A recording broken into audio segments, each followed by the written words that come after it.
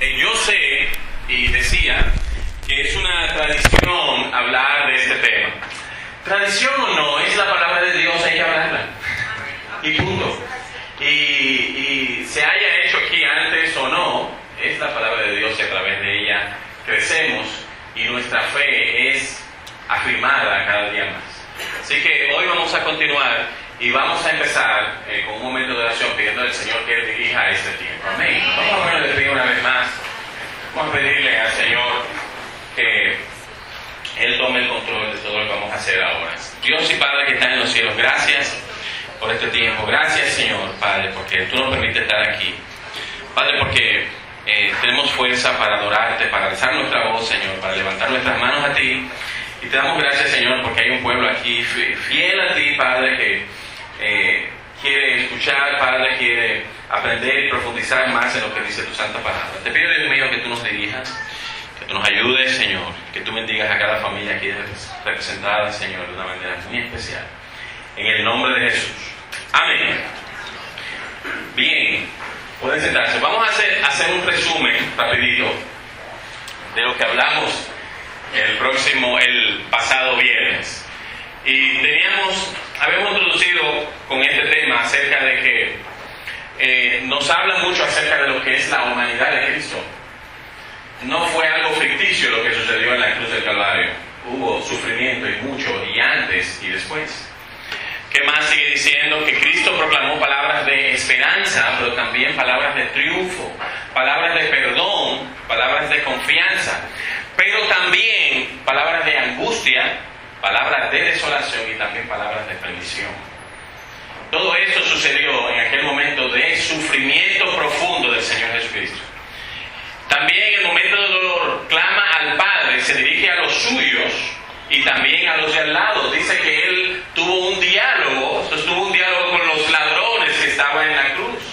Y también se dirigió a los que estaban debajo, como a María y al discípulo amado, pero también dice que alzó su voz al cielo, clamando al Padre, perdónalos porque no saben lo que hacen. Y también decía al principio que a través de estudiar esta porción de la palabra de Dios, nuestra fe es afirmada al ver lo que sufrió nuestro Señor Jesucristo. Y decíamos, y en resumen, rapidito, si la puedes pasar una detrás de otra, en la primera palabra, Padre, perdónalos porque no saben lo que hacen, y se encuentra en Lucas capítulo 23. Y decíamos que, traíamos la enseñanza acerca de que es importante nosotros orar por aquellos que quieren el mal contra nosotros. Dice el Señor, amad a vuestros enemigos, bendecid a los que os maldicen y haced bien a los que ultrajan y os persiguen. Y dice más adelante, y orad también por ellos. Como que es difícil entender orar por aquel que desea el mal para mí. El Señor se limitó a decir, Padre, perdónalos porque no saben lo que hacen. Y Cristo clama por aquellos que en su ignorancia están siendo parte de la profecía bíblica. Aquellos que le injuriaban estaban siendo también parte de la profecía bíblica. De cierto te digo que hoy estarás conmigo en el paraíso. Y una de las frases del Señor Jesucristo que más llama mi atención es esta. Aquel ladrón en la cruz que tenía un rumbo diferente horas antes de morir, su rumbo cambió totalmente. Iba hacia la derecha y volvió hacia la izquierda o viceversa, pero su rumbo cambió totalmente. Pero me llama mucho la atención es cuál fue el destino del otro que no se arrepintió. Y sigue diciendo la siguiente palabra, por favor, más adelante.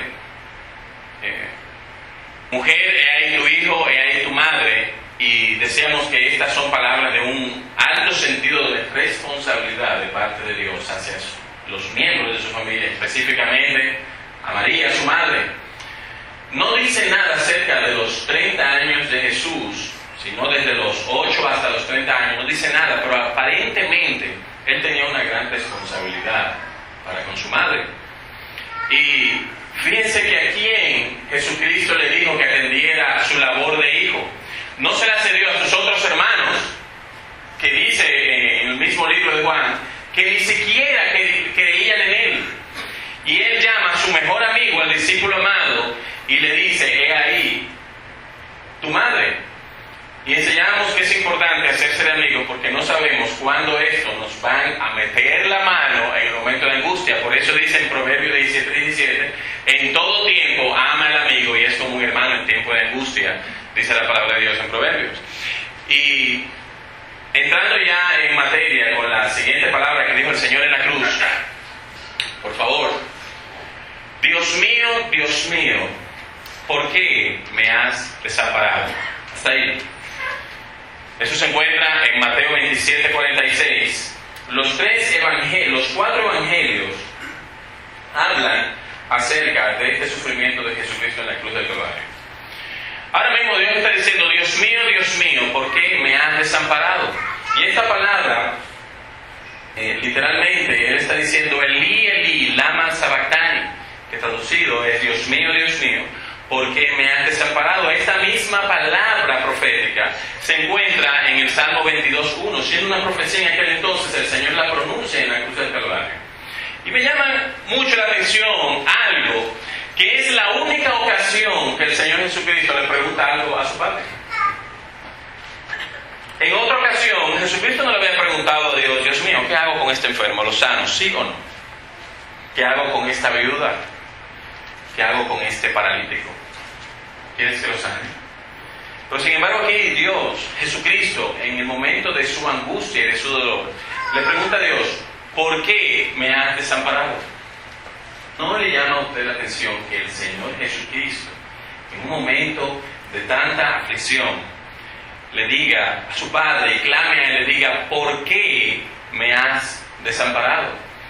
Y eso, tuve que traer una gran aplicación práctica a mi vida a través de esto y hacerme la pregunta de por qué Jesucristo le dice esto. Y yo lo que pienso es lo siguiente: ¿usted no se ha sentido en alguna ocasión que el Señor como que lo ha desamparado? Que el problema es tan grande que usted siente como que, bueno, ¿y dónde está Dios? ¿Se fue el hombre? ¿No está conmigo? El Señor se sintió así. No está mal preguntar, Dios mío, ¿por qué me has desamparado? Eso no está mal, déjeme decirle. Sabemos que sí el Señor está con nosotros. Él dice, porque yo estoy con vosotros todos los días hasta el fin.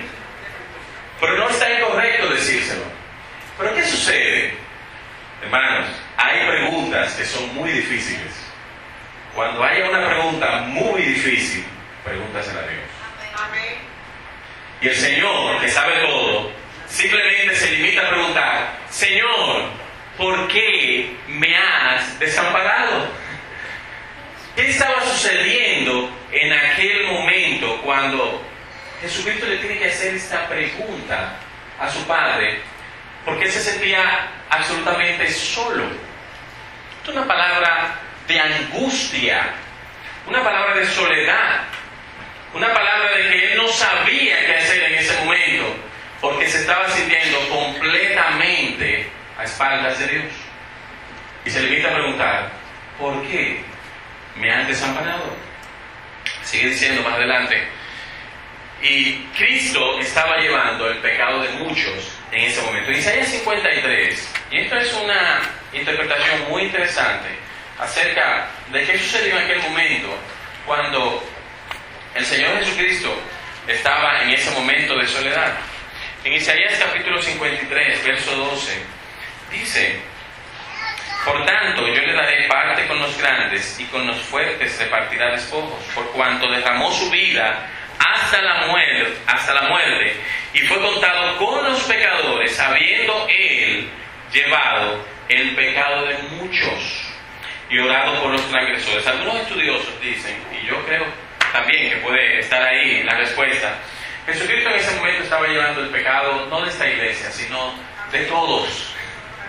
Y en ese momento aquella ira de Dios se estaba totalmente siendo dirigida hacia aquel hombre que estaba clavado en la cruz del Calvario. ¿Por qué? Por el pecado de todos nosotros.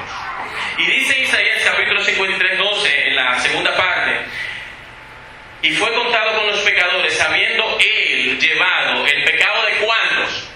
De muchos. Y orado también por aquellos que son transgresores. Dice otro verso, más adelante en Hebreos 9:28, lo voy a buscar rapidito. Hebreos Romanos 9:28.